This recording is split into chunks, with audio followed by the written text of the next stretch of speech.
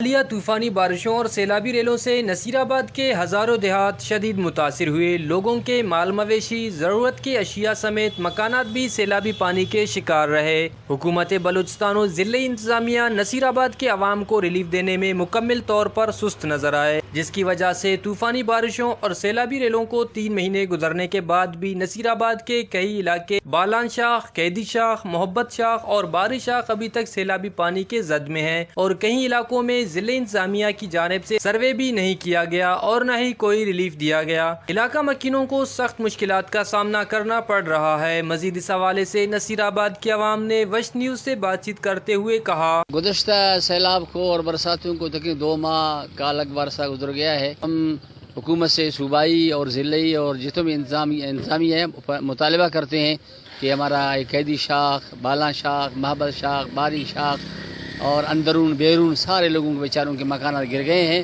اب جو ہے کھلے آسمان تلے پڑے ہیں، سردیاں سر پہ ہیں۔ اب لازم ہے جب جو سردیاں جتنی بڑھ رہی ہیں، جب مکان بنے ہوئے نہیں ہیں تو حکومت چاہیے کہ فی الفور ان کو پیسے دے مکان بنانے کے لیے، یا کم از کم اس کو ٹینٹ مہیا کرے تاکہ وہ اپنے بچوں کو سردی سے بچائے۔ فی الحال دگ تو ماں وتی جگاڑ خود ٹھائے رہے ہیں۔ حال فی الحال ماں نشتیات جھونپڑیاں منچی میں لوگ سجوں کھپتاں کچوں لوگ نہ نیچے کھنوں حال فی الحال مجبوری ہے، نی سردی ہیں نی سرکار آش اپیلیں بابا چھیے میں جو کوئی نہ مہربانی خط چھیے دگ دا چھیے لوگ بوگ نہ ٹائٹ مل سا نہ رستہ مل سا بیزو شزا سے مہینہ کاش ہے سرویری وارو تو خسنے اختی ہے۔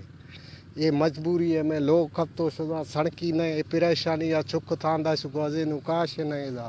علاقہ مکینوں نے حکومت بلوچستان اور ضلعی انتظامیہ سے اپیل کرتے ہوئے کہا کہ طوفانی بارشوں اور سیلابی ریلوں سے مکانات زمین بوس ہونے کی وجہ سے کھلے آسمان تلے اپنے بچوں کے ساتھ گزارا کر رہے ہیں، لیکن اب سردیوں کا موسم بھی شروع ہو چکا ہے، جس کی وجہ سے ہمارے مشکلات میں مزید اضافہ ہوتا جا رہا ہے۔ لہٰذا ہمیں ریلیف دینے کے لیے ہمارے مکانات تعمیر کیے جائیں یا ہمیں ٹینٹ دیے جائیں تاکہ سردیوں سے ہم اپنے بچوں کو محفوظ رکھ سکیں۔ کیمرہ مین معشوق رند کے ساتھ ریاض بلوچ، وش نیوز، نصیرآباد۔